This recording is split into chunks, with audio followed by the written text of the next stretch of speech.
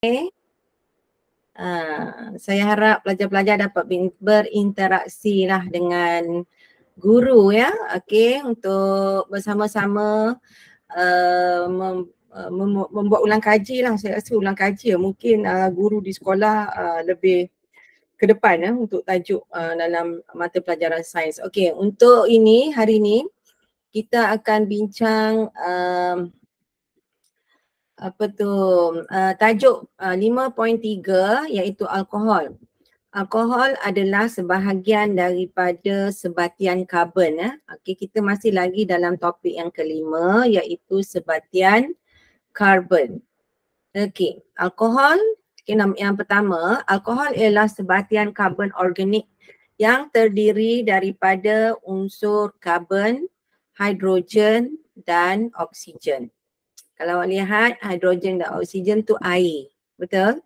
So bila campur dengan karbon, dia akan menjadi sebatian karbon organik. Okay, sebatian karbon organik dan ia dipanggil sebagai alkohol ya. Alkohol boleh dihasilkan melalui proses penapaian ke atas sumber karbohidrat seperti glukosa, kanji, gandum, barley dan juga anggur. Kalau awak ingat balik, ni glukosa, kanji, gandum, barley dan anggur inilah yang mengandungi karbohidrat. Karbohidrat gula, betul tak? Glukosa, kanji semua mengandungi gula ya. So dia dalam kategori karbohidrat, karbon . Okey, proses penyediaan alkohol. Dalam proses penapaian, enzim Zymes dalam yeast bertindak balas ke atas glukosa dan menukarkannya kepada etanol iaitu alkohol dan membebaskan karbon dioksida. Okey. Sebatian ini dapat dilihat dari segi bacaan kimia ini iaitu glukosa dia akan dicampur dengan enzim dalam yeast iaitu bercampur dengan enzim Zymes dan berlakulah penapaian, proses penapaian. Okey, dan akan menghasilkan etanol dan juga gas karbon dioksida. Gas etanol itulah yang dikatakan sebagai alkohol. Etanol yang diperolehi daripada proses penapaian boleh ditulinkan melalui proses penyulingan.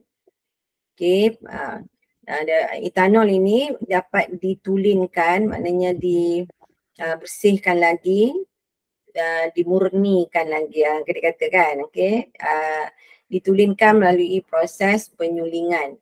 Rajah 5.10 menunjukkan penyediaan etanol melalui penapaian glukosa. Okey, kalau awak tengok ini yang pertama di sini, rajah di sebelah kiri, penapaian glukosa dengan yeast.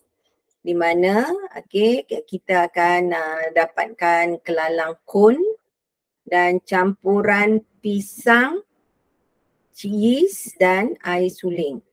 Okey, so pisang ini adalah dianggap sebagai sebatian karbon. Okey, sebatian karbon ya, karbohidrat. Dan dicampur dengan yeast. Itu yeast ini adalah Zymes, mengandungi enzim Zymes dan juga digunakan air suling ya. Alright, so dalam proses penapaian ini akan diuji ya. Menggunakan ini adalah tabung uji. Tabung uji dan dia akan ada air kapur di sini kan. Alright, so kita tengok penyulingan pula. Untuk penyulingan hasil penapaian, dia menggunakan rajah seperti ini. Cuba tengok hasil turasan daripada campuran pisang dan yeast dan juga air suling, hasil turasan ya. Dan dia akan letakkan serpihan porselin dan dipanaskan. Okey. Di sini disebut sebagai kukus air. Okay, kukus air. Alright, so di sini hasil turasan dalam ini, dan di luar ini adalah air. So maknanya dia rendam tabung ini yang bulat ini dalam satu bika yang mengandungi air. So cecair dalam hasil turasan akan terpeluap, dan ada jangka suhu, dan wap tadi akan dikeluarkan melalui satu saluran, dan dia akan letakkan satu alat di mana dia akan melalukan air di kawasan tiup di mana wap itu lalu kan. So bila air ni berada di sekitar tiup itu, dia akan menjadikan wap ini, menukarkan wap ini kembali kepada cecair. So cecair yang terbentuk dalam tiup ini akan keluar melalui di sini akan keluar melalui di sini, dan kalau awak lihat ini adalah air masuk. Ini adalah bahagian luar dia tidak bercampur dengan tiup ini. Ini adalah satu alat di bahagian luar tiup. So ada air masuk dan air keluar. Pengalirannya berubah, bertukar-tukar di sini, air masuk, air keluar. So dia menyejukkan wap yang melalui tiup tersebut, dan wap ini bila dia terkena dia terkena air yang sejuk tu, dia akan suhunya jadi rendah, so dia bertukar semula menjadi cecair. So hasil turasan, hasil sulingan itu dipanggil hasil sulingan akan membentuk menjadi etanol. Boleh Alright. Di sini adalah sifat fizik untuk sifat fizik dan juga sifat kimia alkohol. Alkohol mempunyai sifat umum seperti cecair tidak berwarna, jadi jernih, berbau kuat, mungkin tengik bau dia, dan pelarut organik yang baik. Pelarut organik yang baik, so dia boleh mencairkan bahan organik, dan juga bersifat neutral. Dia adalah bersifat neutral, maksudnya dia bukan bahan kimia dan dia juga bukan bukan alkali. Kalau dia bersifat neutral maksudnya bukan kimia, bukan kimia pula. Bukan bahan berasid dan juga bukan beralkali. So dia di tengah-tengah kan. Sifat fizik dan sifat kimia alkohol adalah seperti dalam jadual 5.3. Kalau awak lihat di sini, sifat fizik alkohol tidak berwarna. Fizik tu maksudnya kita boleh lihat sifat dia. Kita boleh lihat. Yang pertama apa yang kita lihat ialah ia tidak berwarna.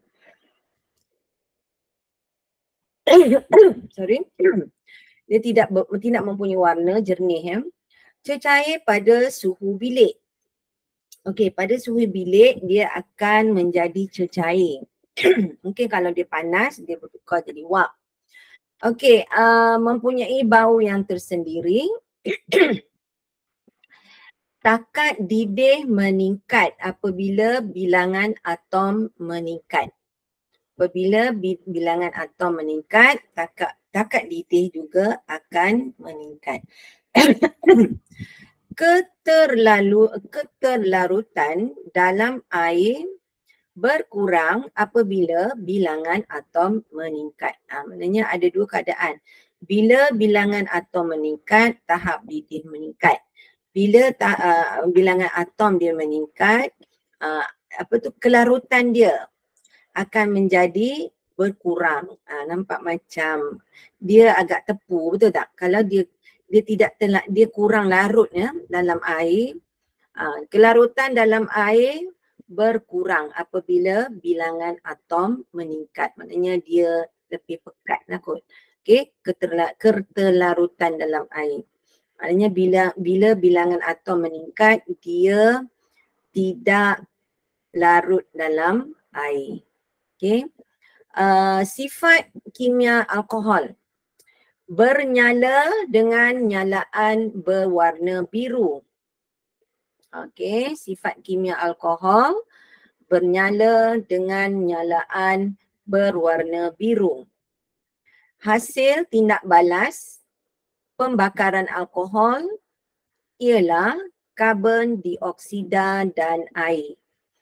Bila alkohol dibakar, dipanaskan, yang terhasil ialah karbon dioksida dan air. Okey. Hasil tindak balas antara etanol dan asid etanoik menghasilkan ester yang berbau wangi buah-buahan dan larut sedikit dalam air. Macam inilah ketelarutan dalam air berkurang, maknanya sedikit larut. Okey, kalau awak tengok di sini, hasil tindak balas antara etanol dan asid etanoik menghasilkan ester ni yang orang buat bau tu kan dalam industri kan. Okey, dia orang buat mungkin perasa makanan, betul tak?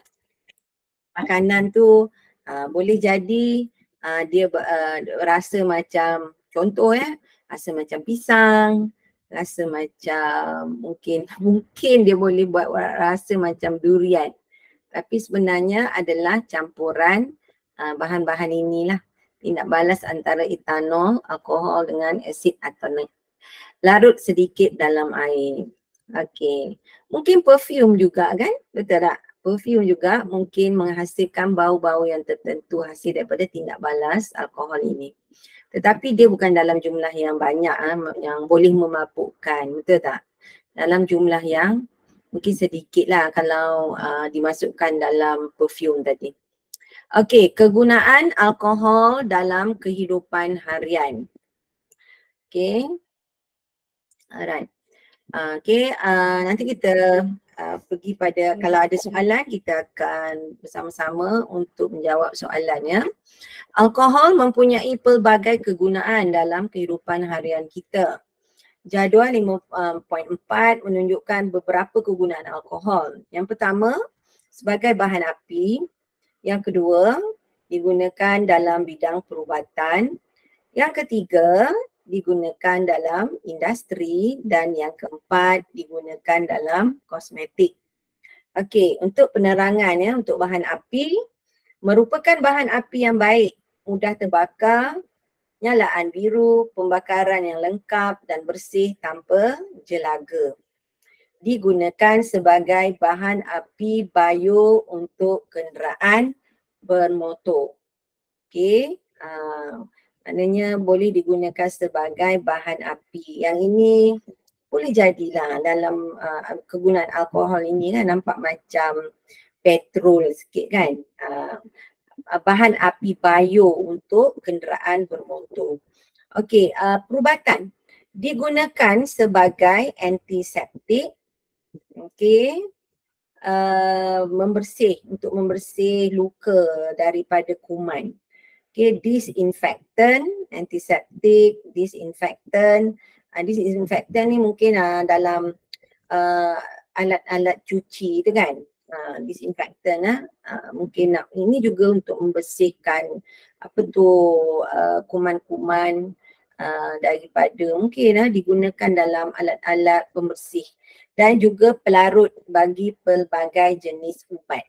Ada boleh digunakan sebagai pelarut bagi pelbagai jenis ubat. Tapi larutan tu kita dah tengok dia larutan dia kalau awak tengok sini, keterlarutan dalam air berkurang bilangan atom yang sedikit dia nampak boleh larut, tapi kalau bilangan atom meningkat dia kurang larut. Okey, industri dalam industri bagaimana ia digunakan Digunakan sebagai pelarut bagi bahan organik dalam pembuatan pelbagai jenis bahan industri seperti cecair pencuci. Yang ni kan, antiseptik, disinfektan dan juga pelarut. Okey. Maknanya dalam industri digunakan sebagai pelarut bagi bahan organik. Apa tadi? Dalam pembuatan pelbagai jenis bahan industri seperti cecair pencuci.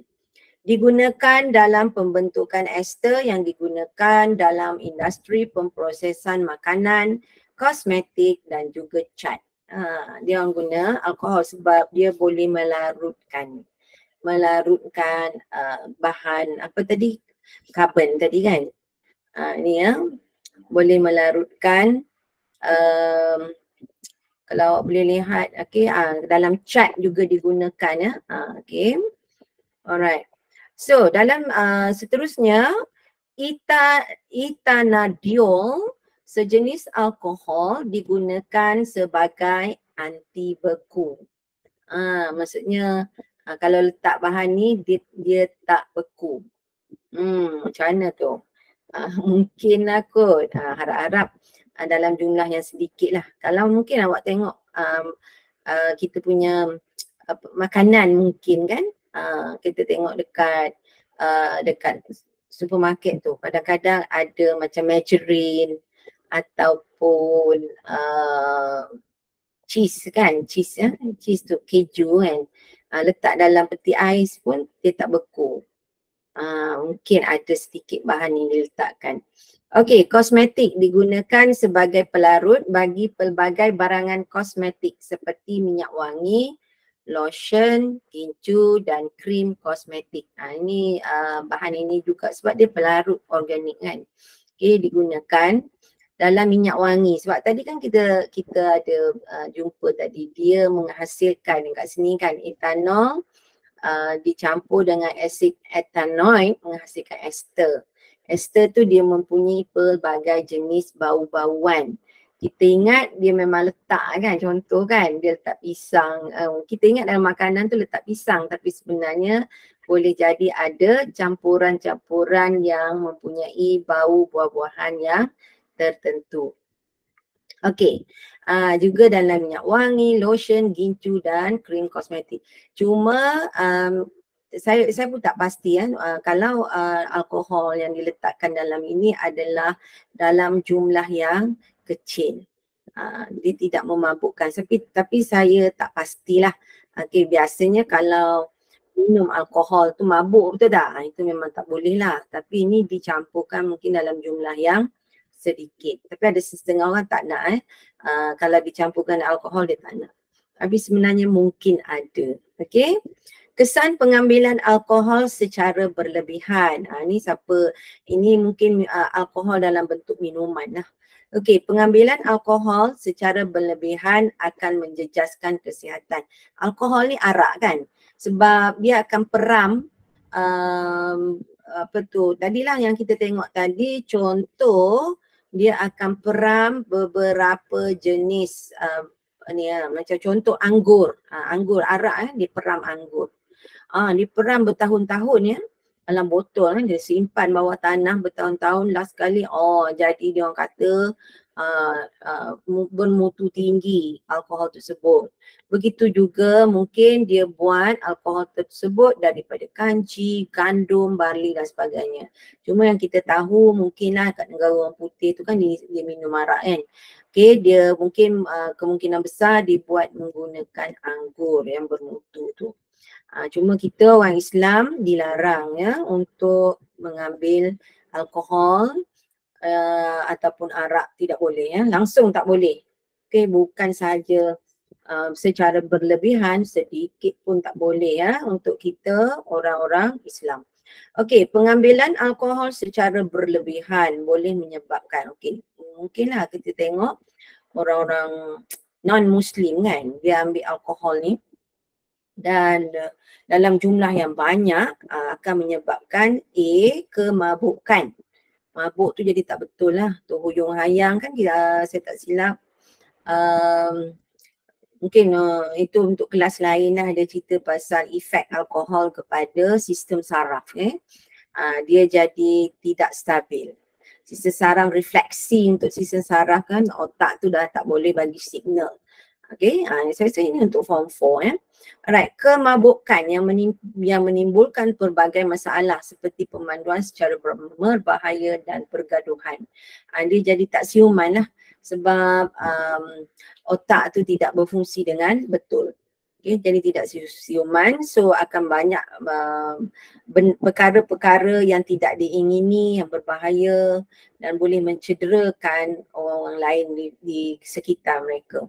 Alright, B, kecacatan bayi. Okey, yang B, kecacatan bayi bagi ibu yang mengandung yang dikenali sebagai sindrom fetal alkohol. Ini untuk orang-orang yang ibu-ibu ya yang mengambil alkohol secara berlebihan akan menyebabkan bayi akan terkesan. Jadi sindrom ini disebut sebagai sindrom fetal alkohol. Dia mempunyai kepala dan otak yang bersaiz kecil. Kepala dan otak bersaiz kecil, muka yang tidak normal dan pertumbuhan yang terbantul. Maksudnya fetus ataupun bayi yang dikandung akan terjejas.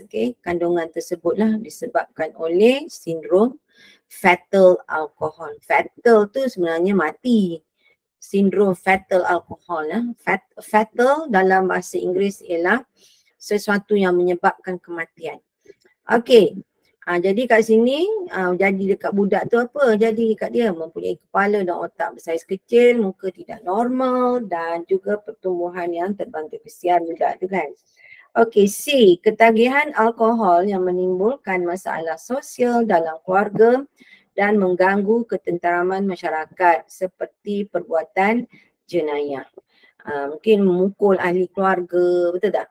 Okey, bertengkar, memukul orang dan juga boleh sampai ke tahap membunuh. Betul tak? Sebab dah tak siuman kan? Okey, nombor 3, kesan buruk terhadap kesihatan adalah seperti jadual ini.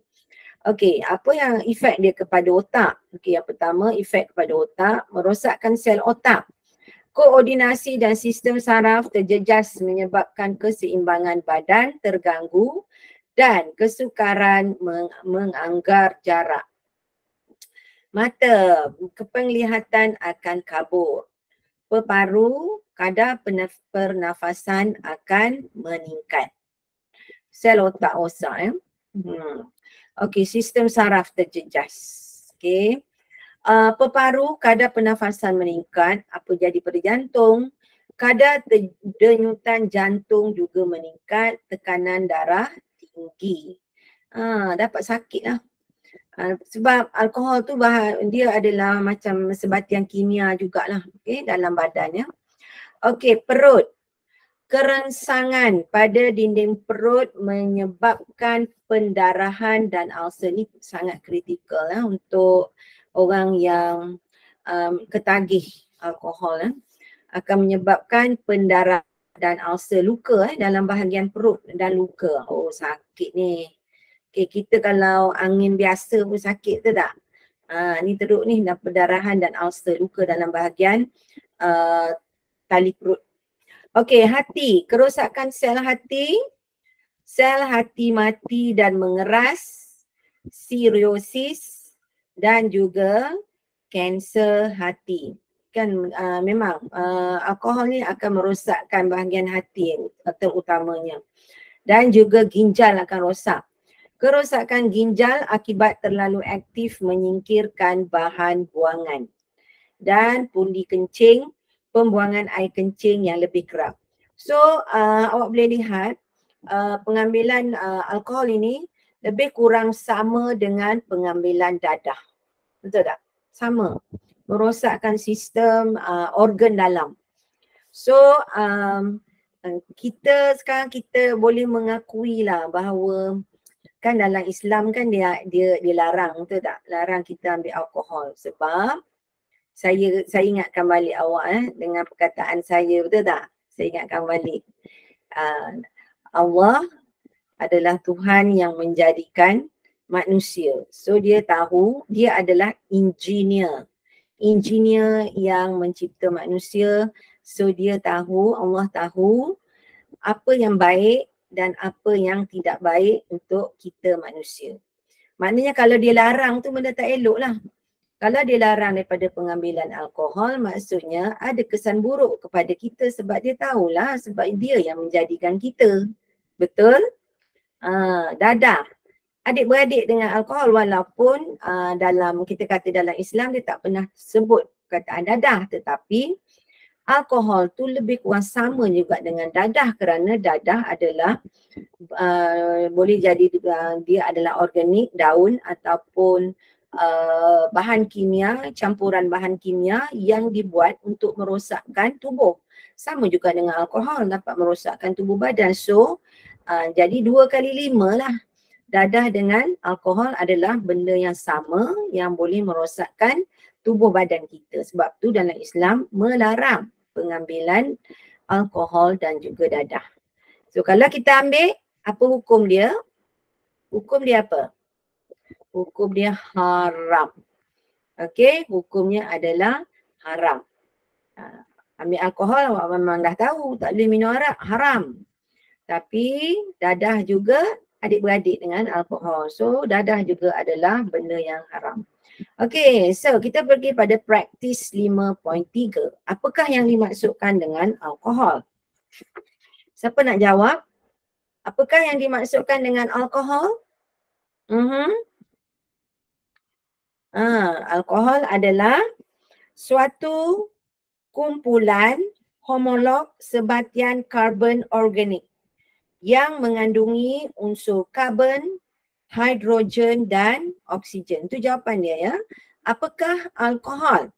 Alkohol merupakan sebatian karbon organik yang mengandungi unsur, 3 unsur ingat ya. Dia adalah sebatian karbon organik yang mengandungi 3 unsur, iaitu apa dia? Karbon, hidrogen dan oksigen. Sebab dia cecair kan. Kalau benda cecair, air tu awak tahu hidrogen dan oksigen. Automatik awak tahu dia hidrogen dan oksigen. Dan campur lagi satu karbon. Okay, jadilah alkohol. Nyatakan formula AM bagi alkohol. Apakah dia formula AM bagi alkohol? Awak tahu tak? Formula AM bagi alkohol. Okey, macam mana? Formula AM bagi alkohol. Okey, dia adalah CN kecil ya. Sorry. Nanti saya akan type untuk awak CN. Okey, sekejap saya type dalam message. CN H 2 2N plus 1. 2N plus 1. Huruf nombor tu kecil nombor tu kecil. Okey, dan OH. Okey, so saya postkan dalam tu. Nampak tak? CN H2 plus 1 OH. So 2 tu huruf kecil dia sama kecil dengan N tu. 2 plus 1 dan OH huruf besar. Di mana bilangan atom N equals to 1, 2, 3, 4, 5 and above. Okay, atom N tu maknanya dia boleh bertambah, betul tak? Maksudnya sekiranya atom bertambah, dia kurang larut. Okay, boleh faham ya? Okay, huraikan nombor 3. Huraikan dengan jelas tentang penyediaan alkohol dengan menggunakan yeast. Tadi kan kita dah tunjuk tadi kan. So mungkin awak boleh explain untuk bahagian yang ini. Ini jawapan dia lah. Glukosa, okay, dicampur dengan enzim dalam yeast. Dicampur dalam yeast tu ada enzim yang dinamakan sebagai zymase. So akan menghasilkan etanol dan juga karbon dioksida. Karbon dioksida ya, itu gas. Gas karbon dioksida. Karbon plus oksigen jadi karbon dioksida. Ini mana hidrogen dia? Kat mana hidrogen dia? Kalau awak tengok, okey. CnH2n, okey. Dia ada tindak balas hidrogen juga akan membentuk etanol ini. Okey, tindak balas hidrogen dan karbon akan menjadi etanol. Okey, seterusnya kita juga akan lihat soalan yang seterusnya. Apakah objektif penyulingan dalam proses penyediaan alkohol melalui penapaian glukosa? Apakah objektif penyulingan dalam proses menyediakan alkohol melalui penapaian glukosa? Apa dia dia punya sorry kat sini ya. Matlamat utama ialah untuk mendapatkan apa? Betul. Etanol itu adalah jenis alkohol yang ditulinkan melalui proses penyulingan. Okey, menyediakan etanol melalui penapaian glukosa. Maksudnya untuk mendapat kita kata bahan alkohol yang tulen. So dia akan melalui proses penyulingan. Okey, ini etanol ya, hasil sulingan yang tulen ya. Okey, so kita terus kepada nombor 5. Nyatakan 2 sifat fizik dan 2 sifat kimia bagi alkohol. Okey, 2 sifat fizik dan 2 sifat kimia bagi alkohol. Di situ awak boleh lihat kan jawapan dia. Sifat fizik adalah tidak berwarna, cecair, menjadi cecair pada suhu bilik. Okay, pada suhu tinggi dia akan bertukar menjadi wap. Okay. Alright. So mempunyai bau yang tersendiri, takat didih meningkat apabila bilangan atom meningkat dan keterlarutan dalam air berkurang apabila bilangan atom meningkat. Sifat kimia menyala dengan nyalaan berwarna biru. Hasil tindak balas pembakaran alkohol ialah karbon dioksida dan air. Okey, air ialah hidrogen dan H2O. Okey, karbon dioksida dan air. Okey, hasil tindak balas antara etanol dan asid etanoik menghasilkan ester. Ester ni mempunyai bau wangi buah-buahan. Tengoklah buah apa. Buah apple boleh. Buah apa lagi? Pisang. Mungkin buah durian boleh dapat kan. Okey. Alright, so seterusnya ada lagi. Namakan, nombor 6. Namakan 2 kegunaan alkohol dalam kehidupan harian. Namakan 2 kegunaan alkohol dalam kehidupan harian. Tadi kita dah tengok dalam bidang perubatan ada, dalam bidang industri ada, dalam bidang kosmetik juga digunakan dan juga sebagai bahan api. Okay, dipanggil sebagai bahan api bio untuk kenderaan bermotor. Okay, menggunakan alkohol. Alright. Okay, seterusnya ada lagi tak? Soalan, namakan 2 kesan buruk pengambilan alkohol secara berlebihan. Namakan 2 kesan buruk pengambilan alkohol secara berlebihan. Dia akan menyebabkan apa? Akan menyebabkan tidak seimbang saraf rosak, perut akan berlaku pendarahan, kan? Mana tadi? Yang kat situ. Itu jawapan dia. Awak boleh ambil jawapan dari situ kan. Otak, okey, merosakkan sel otak. Lalas boleh mati lah. Lalas boleh matilah pengambilan alkohol yang terlalu banyak. Okay. Dia rosak bahagian organ dalam. Okey, koordinasi sistem saraf terjejas. penglihatan kabur, pernafasan meningkat, semua meningkat. Kalau dadah pun semua juga meningkat kan, macam kalau ingat balik dadah ni dia ada beberapa kategori kan, ada yang perangsang, ada yang inhalant, ada yang macam mana penenang kan, kononnya nak tenang lah, tapi tak tenang juga kalau tak ada benda tu, tak tenang, nak kena ada benda tu kan, nak kena ada dadah tu baru jadi tenang. So masalah lah, nak dapatkan dadah kena beli, habis duit membazir, betul tak? Nak tenang dengan membazir, baik tenang pergi masjid, betul. Nak dapat ketenangan pergilah masjid, dengar syarahan lagi tenang, betul tak? Ataupun berzikir, mengingati Allah, berselawat, hati lebih tenang daripada pengambilan dadah yang juga menyusahkan semua orang. Bukan saja menyusahkan orang yang ambil dadah tu, yang ambil alkohol ni, tetapi menyusahkan orang di sekitar ya, sebab akan berlaku sesuatu yang tidak diingini kerana mereka mereka sudah jadi tidak siuman. Alright, so yang utama hatilah banyak hati akan rosak. Perut menyebabkan pendarahan sebab luka bahagian dalam perut. Sebab you ambil alkohol kan, alkohol tu dia mungkin kita boleh katakan dia tu adalah sebatian organik yang tidak bagus lah, yang boleh menyebabkan kerosakan. Boleh menyebabkan kerosakan. Saya pause kejap ya.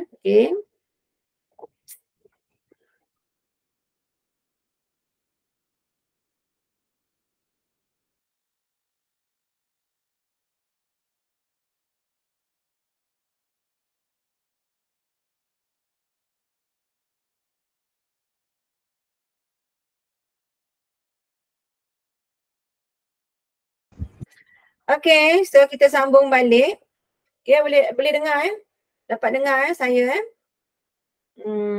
alright, good.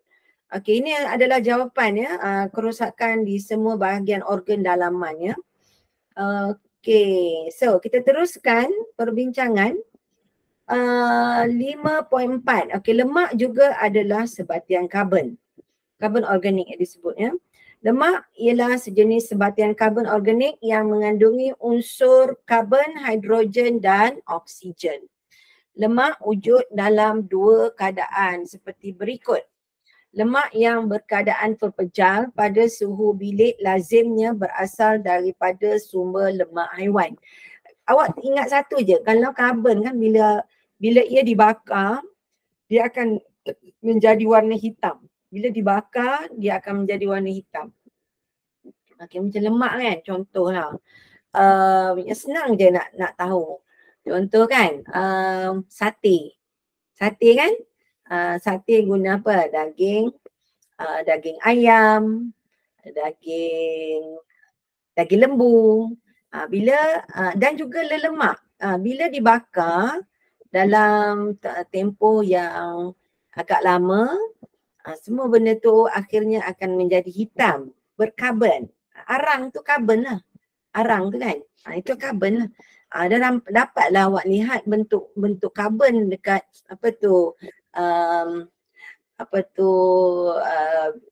daging tersebut kan, daging ayam ke, daging lembu ke kan, dia akan membentuk karbon yang berwarna hitam. Lemak yang berkeadaan terpejal pada suhu bilik lazimnya berasal daripada sumber lemak haiwan. Lemak yang berkeadaan terpejal pada suhu bilik lazimnya berasal daripada sumber lemak haiwan. Contohnya ayam, lembu, kambing dan ikan. Semua ni kalau bakar semua jadi hitam sebab dia mengandungi karbon. Lemak yang berkeadaan cecair dikenali sebagai minyak. Minyak lazimnya berasal daripada sumber tumbuh-tumbuhan. Minyak ada juga. Minyak daripada haiwan pun ada. Dan mereka juga menghasilkan minyak daripada tumbuh-tumbuhan. Contohnya macam minyak masak kan.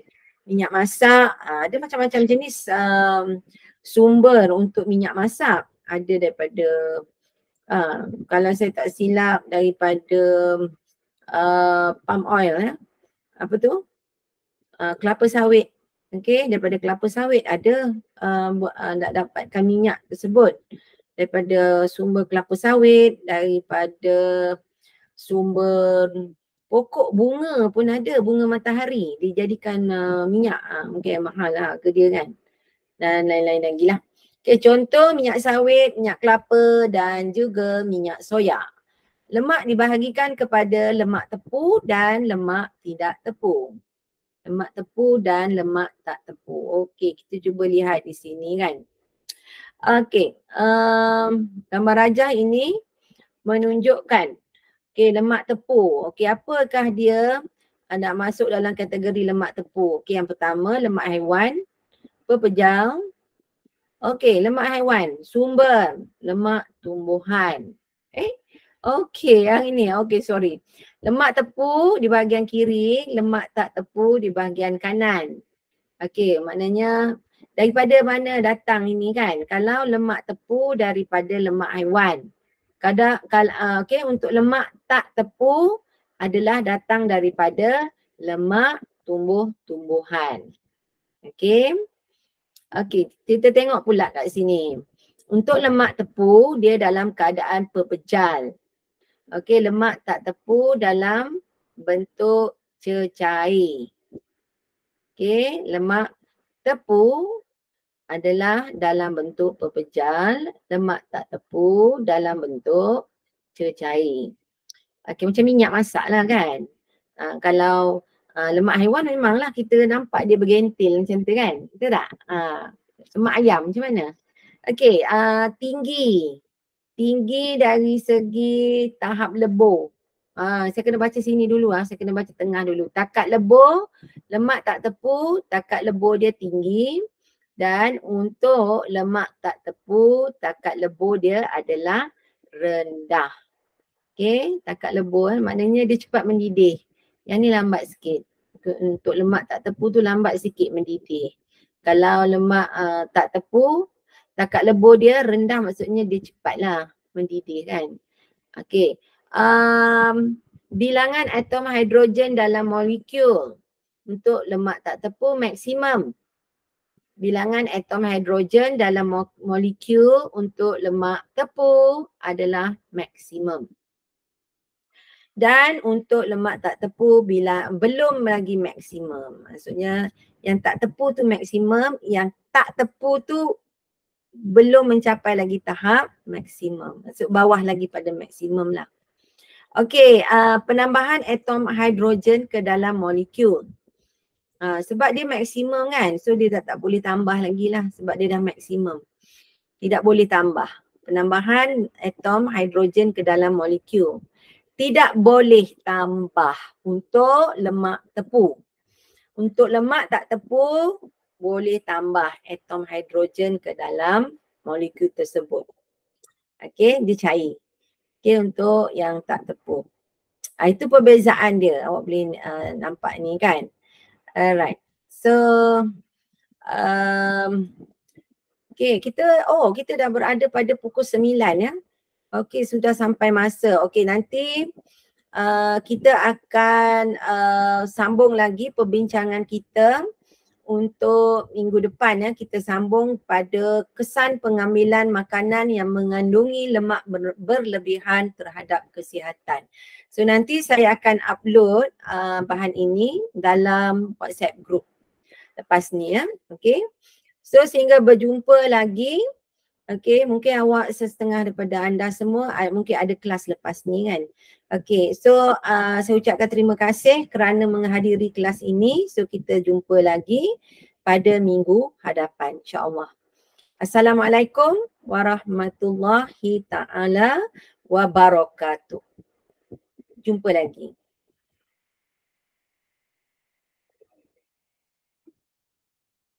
Kaisara, Junaida dan Muhammad Azman. Okay.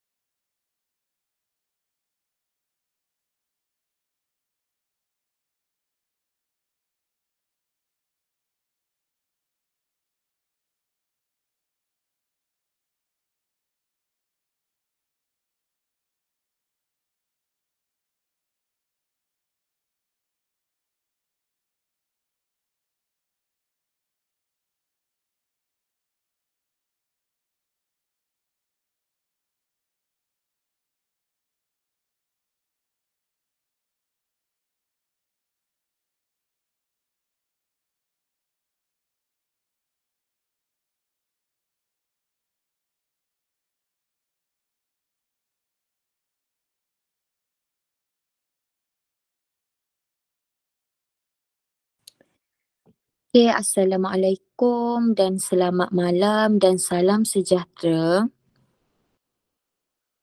Okay, kelas cikgu akan mulakan sekejap lagi dan cikgu akan paparkan soalan. Cikgu harap semua dapat tengoklah soalan sebab cikgu ada problem dengan internet sekejap. So, cikgu bagi masa, boleh ke kamu jawab dulu soalan yang pertama yang cikgu paparkan ni?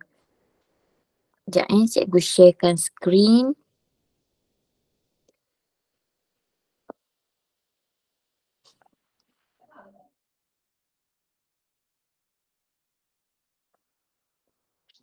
Okay.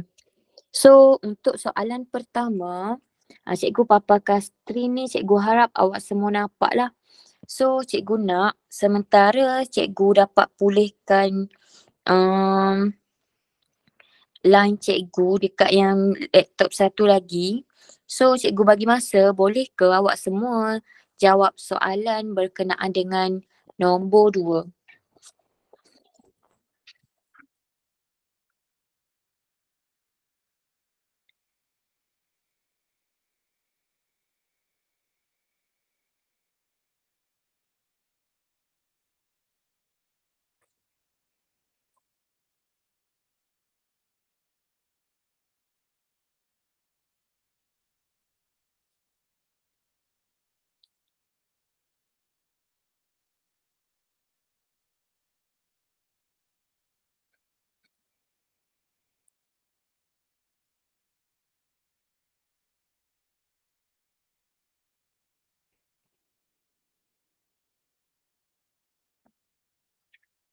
So, sekejap lagi kita akan bincang berkenaan dengan soalan nombor 2.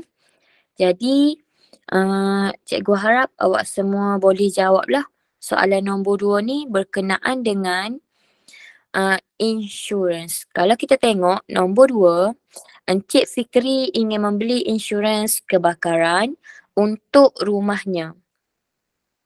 Syarikat insurans menetapkan bahawa nilai boleh insurans rumahnya ialah RM600,000 lah, dengan peruntukan co-insurance untuk menginsurансkan 70% daripada nilai boleh insurans hartanya dan deductible sebanyak RM10,000. Okey, Encik Fikri menginsurансkan rumahnya pada nilai kurang daripada jumlah insurans yang harus dibeli. So, rumah Encik Fikri telah mengalami kebakaran dan jumlah kerugian adalah sebanyak RM250,000. Jika Encik Fikri telah menerima pampasan sebanyak RM200,000, hitung jumlah insurans yang telah dibeli olehnya. Cuba try cari jumlah insurans yang telah dibeli oleh Encik Fikri ni. Cikgu bagi masa dalam 5 minit.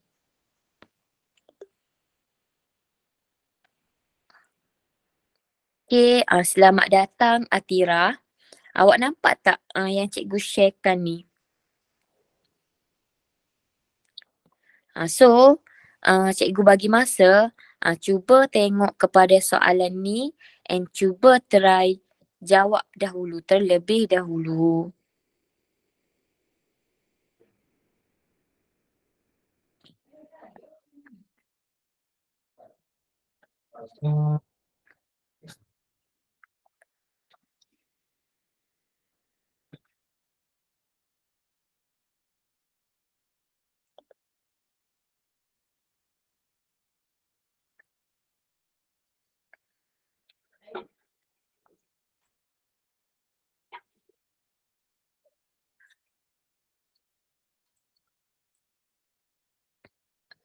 Dalam 9.13 gitu kita bincang soalan ni.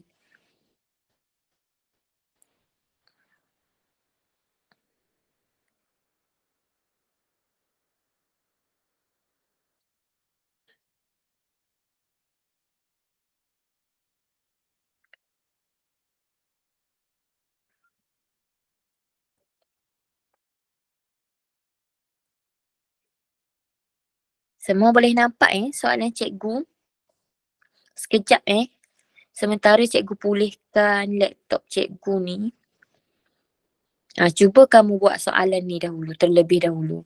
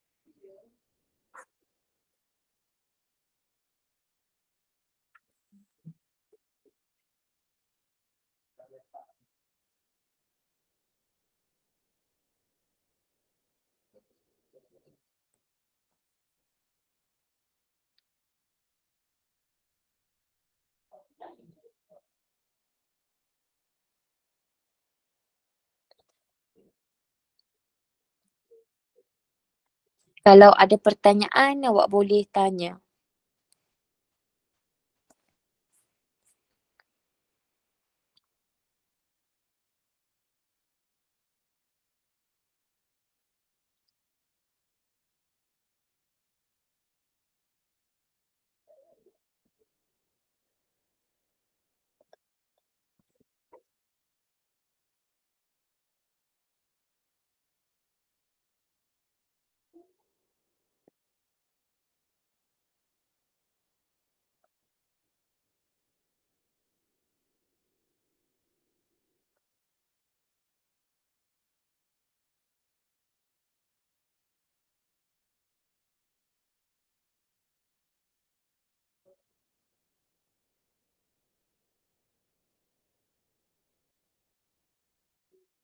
Okey, nampak tak?